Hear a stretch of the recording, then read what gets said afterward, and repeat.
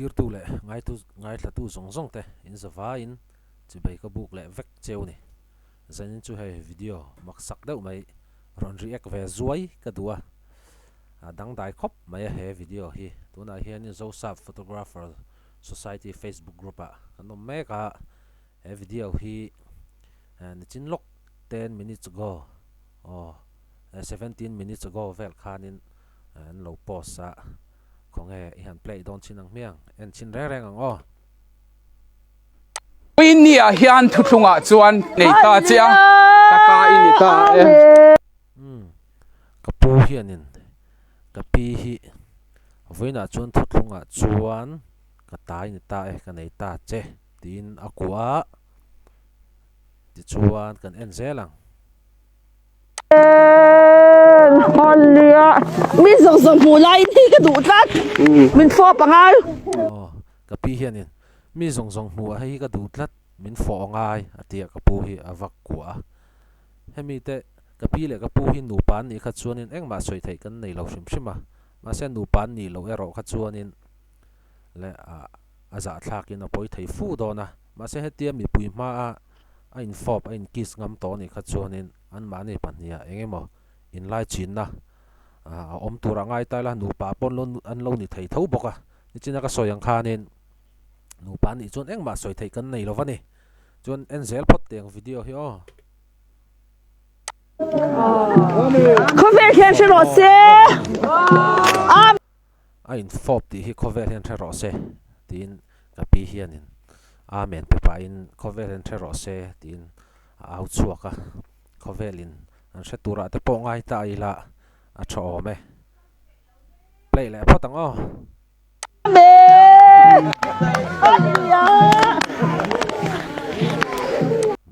amen hallelujah ante tunlaya amen hallelujah kan pek dan te po hi hallelujah pek na chi aniem ti te po hi ril ruwa ngei tu taila amen pek na chi aniem ti te po hi ngei tu ve taila poi mo ko pin kan ri ka ria eng mo hleka amen hallelujah lo ti reng rengot po kha nge ke ma mi mang ngei dana chunin a thul chi amani o ka te amen kan pek na hun le hallelujah kan pek na mun tur a hun tur hi chu om ve de vin ka ria heng tiang mi pui muwa in ko pa info zo to nuwa amen hallelujah ti kha nge a rau view na om o ka tia chu wang chuanin amen le hallelujah kan pek dana te po hin kan film khur ve de ulek chu ngai ni khoi te kan play non Winia hian thuthunga chuan nei ta chia voinia hian thuthunga chuan ka nei ta chia tin ka pu hian ka pi hi an kwa phei don ania hian chauzel teng o taka ini ta ka ta ini ta atia en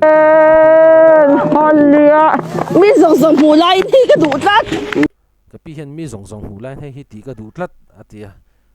ani reng boka mi zong zong hu heng tenga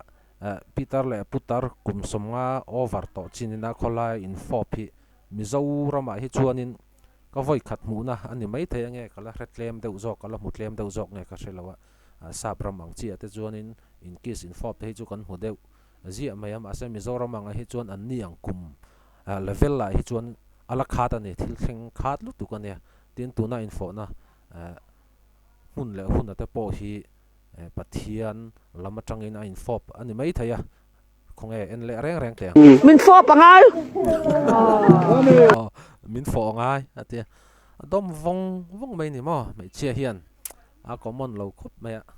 tun lai kan christian na hi ada zat to khopin ka ria christian kan ni ka intia kan christian na te po hi mai kora hian kan mang deuh emoni chu ka tia to in kan christian dan te po hi kan en non fe chungai to ni heng tiang mai mai christian ramina pathian ming lama heng tianga mi muwa moi lo lut to ka khosak te po hi a christian zia vm ti te po kha ingei tu tlang tengu play le phot teng a mu nom emai cover khen se ro se amen in form so che khovel hen thero se ti amen a pe thlang hal tuar maya e ke chuan khang tiang a kha chuanin heng tiang huna in ki zo in fo zo to nuwa amen hallelujah han pek na chi ni point ka hrelo wani mo ma se ka pi le ka pu hi nu pan ni chuan engma soi thei kan nei mi lo wani nupan ni lo ero kha chuanin le boruak kha dang ve dai theia mi hmuwa kha na moi lo hrim hrim ani comments tu po hi anga khop maya oh Hero. Ini a hian thu thunga le hey video hi an post na la rei lo min som ni pan hi vel bak ala ni mi alova he video hi chun mizoram mai ni lo khovel hi ala deng chuak khopin karinga nu pa po lo ni ta se mo pathian minga fe chuak an ni in karinga ka pi le ka pu hi pathian minga fe chuak an ni chun nu pa ni na po kha heng tiang hun le huna hi chuan in fo le in ki sang kha chu thil moi chu ni lo wani ke ma mi mal ngai dan ange in ngai dan ka hra chi alova hi chu kan nu nen hen pathian mingin chuak vai tai la mi pui mu ka chen te mu lai hen kan nu hi ka fop duin ka ring mi alova ni an ni hi chu eng rau takin polang ni mo chuan nei ta chiang taka ini ta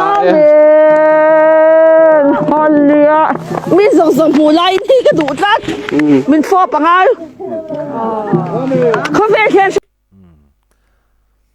ti khan ka pi le ka pu hen fop zo chi an nunga mi te ho po hen amen an lo tia ain fo khan amen pui thlap ni tura ka ngai ni ro se. Amen. Hallelujah.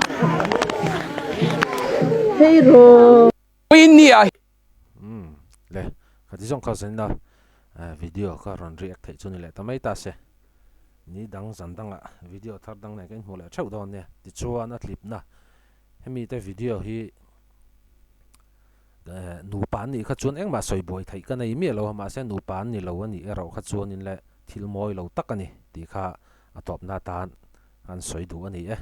mang tha mu tui le vek u le